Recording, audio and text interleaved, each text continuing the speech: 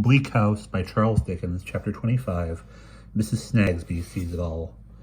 There is disquietude in Cook's Court, Cursidor Street. Black suspicion hides in that peaceful region. The mass of Cook's courtiers are in their usual state of mind, no better and no worse, but Mr. Snagsby is changed, and his little woman knows it. For Tom all alones and Lincoln's Inn Fields persist in harnessing themselves a pair of ungovernable coursers of the chariot of Mr. Snagsby's imagination, and Mr. Bucket drives, and the passengers are Joe and Mr. Tulkinghorn, and the complete equipage whirls through the law stationery business at wild speed all round the clock. Even in the little front kitchen where the family meals are taken, it rattles away at a smoking pace from the dinner table when Mr. Snagsby pauses in carving the first slice of the leg of mutton baked with potatoes and stares at the kitchen wall. Mr. Snagsby cannot make out what it is that he has to do with. Something is wrong, somewhere, but what something? What may come of it? To whom, when, and from which unthought of and unheard of quarter is the puzzle of his life, his remote impressions of the robes and cornets, the stars and garters, the sparkle through the surface dust of Mr. Tulkinghorn's chambers, his veneration for the mysteries presided over by that best and closest of his customers, whom all the Inns of Court and Chancery Lane and all the legal neighborhood agree to hold in awe, his remembrance of Detective Mr. Bucket with his confidential manner, impossible to be evaded or declined, persuade him that he is a party to some dangerous secret without knowing what it is. And it is the fearful peculiarity of this condition that at any hour of his daily life, at any opening of the shop door, at any pull of the bell, at any entrance of a messenger, or any delivery of a letter, the secret may take aim and fire, explode, and blow up Mr. Bucket only knows whom. For which reason, whenever a man unknown comes into the shop, as many men unknown do, and says, "Is Mr. Snagsby in?" or words to that innocent effect, Mr. Snagsby's heart knocks hard at his guilty breast. The little woman herself is not the least item in his difficulty. To know that he is always keeping a secret from her, that he has, under all circumstances, to conceal and hold fast a tender double tooth, which her sharpness is ever ready to twist out of his head, gives Mr. Snagsby, in her dentistical presence, much of the air of a dog who has a reservation from his master, and will look anywhere rather than meet his eye. These various signs and tokens marked by the little woman are not lost upon her. They impel her to say, "Snagsby has something in his mind." And thus suspicion gets into Cook's Court, Cursidor Street. From suspicion to jealousy, Mrs. Snagsby finds the road as natural and short as from Cook's Court to Chancery Lane, and thus jealousy gets into Cook's Court, Cursidor Street. Once there, it is very active and nimble in Mrs. Snagsby's breast, prompting her to nocturnal examinations of Mr. Snagsby's pockets, to secret perusals of Mr. Snagsby's letters, to private researches in the day-book and ledger, till cash-box and iron safe, to watchdogs at windows, listening behind doors, and a general putting of this and that together. By the wrong end, Mrs. Snagsby is so perpetually on alert that the house becomes ghostly with creaking boards and rustling garments. Who was Nimrod? Mrs. Snagsby repeatedly inquires of herself. Who was that lady, that creature, and that boy? Now Nimrod being as dead as the mighty hunter whose name Mrs. Snagsby has appropriated, and the lady being unproducible, she directs her mental eye for the present with redoubled vigilance to the boy. And who, quoth Mrs. Snagsby, for the thousandth and first time, is that boy? Who is that? And there Mrs. Snagsby is seized with inspiration. He has no respect for Mr. Chadband. No, to be sure, and he wouldn't have, of course. Naturally, he wouldn't under those contagious circumstances. He was invited and appointed by Mr. Chadband to come back, and told where he was to go, and to be addressed by Mr. Chadband, and he never came. Why did he never come? Because he was told not to come.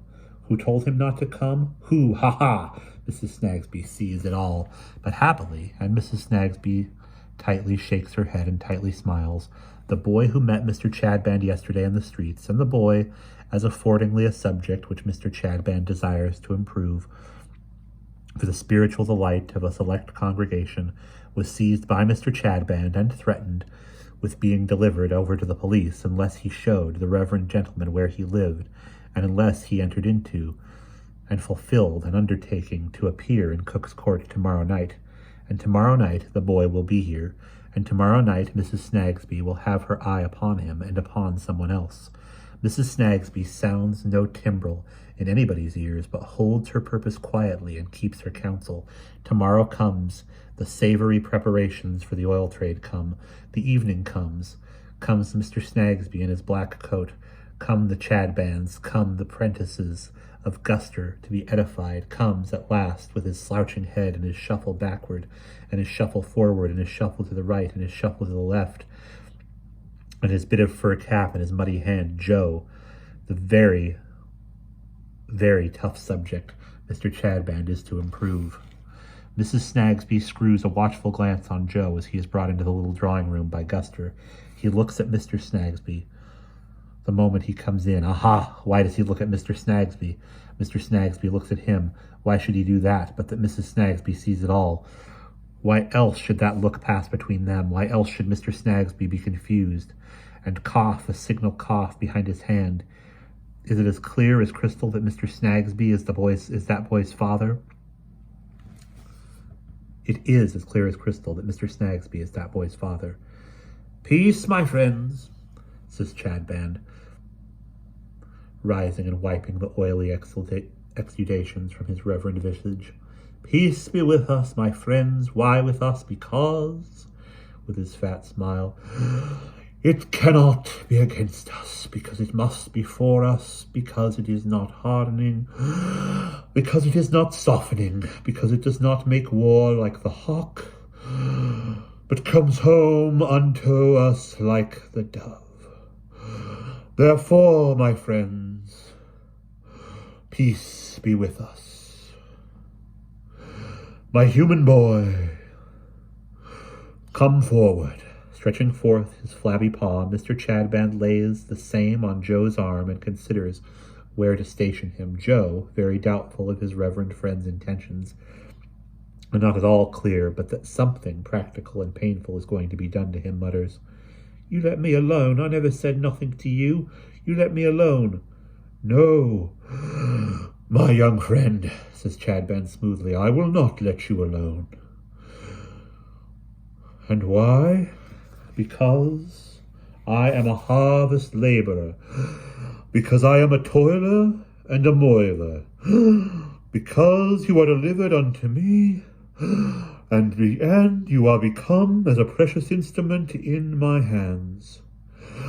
My friends, may I so employ this instrument as to use it to tow your advantage, tow your profit, tow your gain, tow your welfare, tow your enrichment. My young friend, sit upon this stool." Joe, apparently possessed by an impression that the reverend gentleman wants to cut his hair, shields his head with both hands and has got into the required position with great difficulty, and every possible manifestation of reluctance. When he is at last adjusted like a lay figure, Mr. Chadband, retiring behind a table, holds up his bear's paw and speaks. "My friends, this is the signal for a general settlement. This is the signal for a general settlement of the audience." The prentices giggle internally and nudge each other. Guster falls into a staring and vacant state. Mrs. Snagsby silently lays trains of gunpowder. Mrs. Chadband composes herself grimly by the fire and warms her knees, finding that sensation favorable to the reception of eloquence. It happens that Mr. Chadband has a pulpit habit of fixing some member of his congregation with his eye and flatly arguing his points with that particular person, who is understood to be expected to be moved to an occasional grunt, groan, gasp, or other audible expression of inward working, which expression of inward working being echoed by some elderly lady in the next pew, and so communicated like a game of forfeits through the circle of the more fermentable sinners present, serves the purpose of parliamentary cheering and gets Mr. Chadband's steam up. From mere force of habit, Mr. Chadband, in saying, "My friends," has rested his eye on Mr. Snagsby, and proceeds to make that ill-starred stationer, already sufficiently confused, the immediate recipient of his discourse. "We have among us, my friends," says Chadband, "a Gentile and a heathen, a dweller in the tents of Tom all Alones, and a move on upon the surface of the earth. We have among us, my friends, a brother and a boy, devoid of parents, devoid of relations, devoid of flocks and herds, devoid of gold and silver, and of precious stones. Now, my friends, do I say he is devoid of these? Why do I say he is devoid of these possessions? Why is he? Mr. Chadband states the question as if he were propounding an entirely new riddle of much ingenuity and merit to Mr. Snagsby. Mr. Snagsby, gently perplexed by the mysterious look he received just now from his little woman at about the period when Mr. Chadband mentioned the word parents, is tempted into modestly remarking, "I don't know, I'm sure, sir," when without interruption Mrs. Chadband glares at Mr. Snagsby and says, "For shame!" "I hear a voice," says Chadband. "It is a small voice. Is it a small voice, my friends? I fear not, though I would hope so, which says, I don't know. Then I will tell you why. I say this brother present here among us is devoid of parents, devoid of relations, devoid of flocks and herds, devoid of gold, of silver, and of precious stones, because he is devoid of the light that shines upon some of us. What is that light? What is it, I ask you? What is that light?" Mr. Chadband draws back his head and pauses, but Mr. Snagsby is not to be lured to his destruction again. Mr. Chadband, leaning forward over the table, pieces what he has got to follow directly into Mr. Snagsby. "It is," says Chadband, "the ray of rays, the sun of suns, the moon of moons, the star of stars. It is the light of Terrorwith." Mr. Chadband draws himself up again and looks triumphantly at Mr. Snagsby, as if he would be glad to know how he feels about that. "Of Terrorwith," says Mr. Chadband, hitting him again. "Say not to me that it is not the lump of lumps. I say to you it is. I say to you 1,000,000 times over it is. It is. I say to you that I will proclaim it to you whether you like it or not. Nay, that the less you like it, the more I will proclaim it to you. With a speaking trumpet, I say to you that if you rear yourself against it, you shall fall, you shall be bruised, you shall be battered, you shall be flawed, you shall be smashed." The present effects of this flight of oratory being not only to make Mr. Chadband unpleasantly warm, but to represent the innocent Mr. Snagsby in the light of a determined enemy of virtue, with a forehead of brass and a heart of adamant, that unfortunate tradesman becomes yet more disconcerted, and is in a very advanced state of low spirits and false position when Mr. Chadband accidentally finishes him. "My friends, he resumes, dabbing his fat head for some time, to pursue the subject we are endeavoring with our lowly gifts to improve, let us, in a spirit of love, inquire what is that therewith to which I have alluded. For, my young friends, suddenly addressing the prentices and the guster to their consternation, if I am told by the doctor that calomel or castor oil is good for me, I may naturally ask, what is calomel and what is castor oil? I may wish to be informed of that before I dose myself with either or with both. Now, my young friends, what is this therewith, then? Firstly, in a spirit of love, what is the common sort of therewith? The working clothes, the everyday wear, my young friends. Is it deception? Is it suppression? Is it reservation?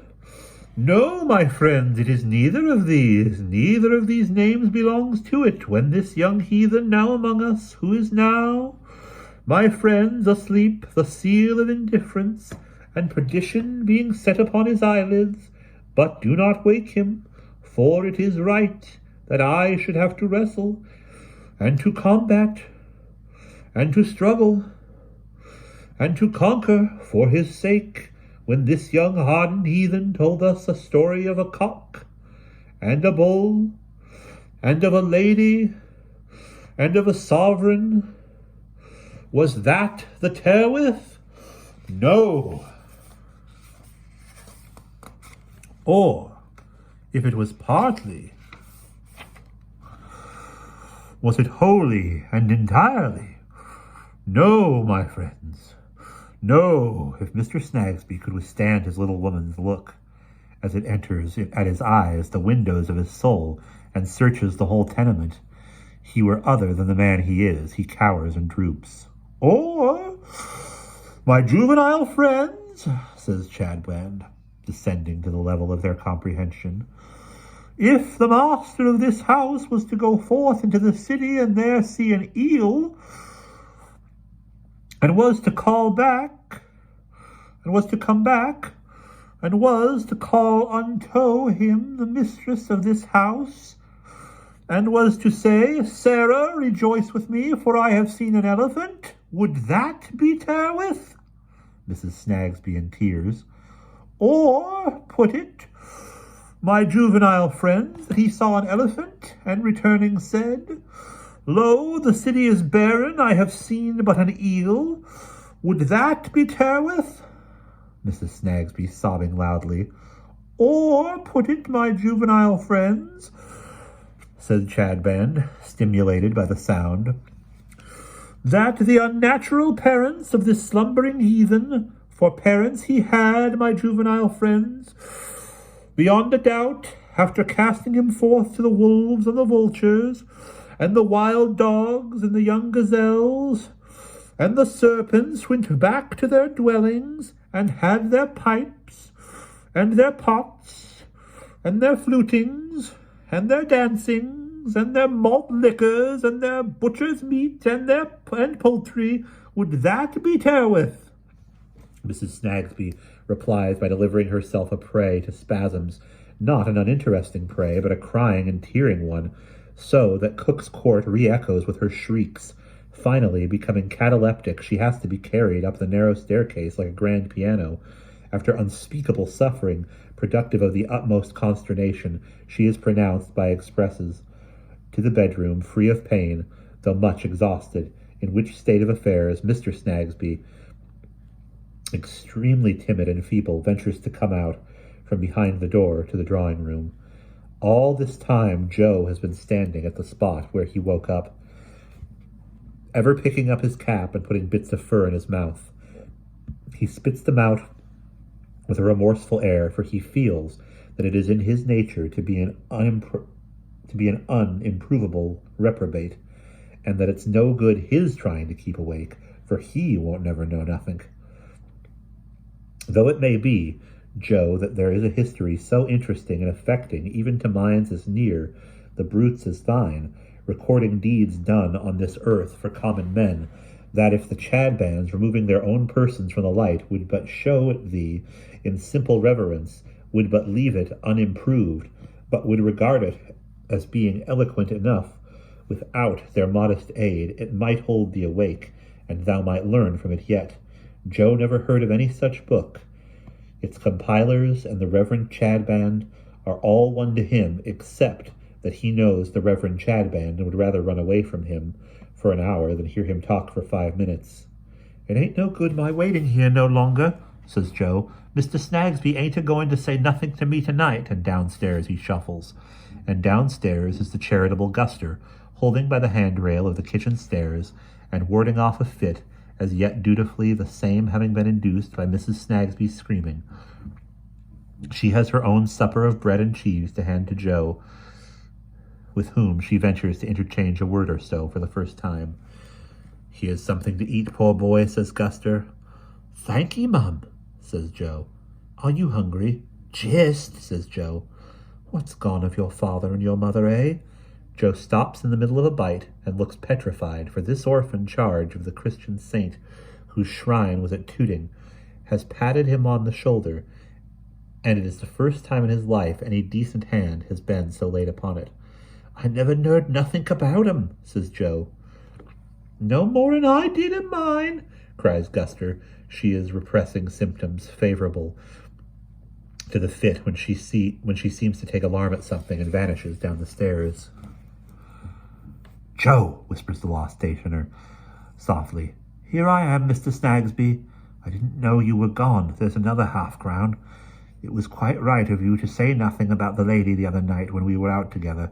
It would breed trouble. You can't be too quiet, Joe. I am fly, master. And so, good night. A ghostly shade, frilled and night-capped, follows the law stationer to the room he came from and glides higher up. And henceforth he begins, go where he will, to be attended by another shadow than his own, hardly less consistent than his own, hardly less quiet than his own, and into whatsoever atmosphere of secrecy his own shadow may pass, let all concerned in the secrecy beware, for the watchful Mrs. Snagsby is there too, bone of his bone, flesh of his flesh, shadow of his shadow. And that is the end of chapter 25.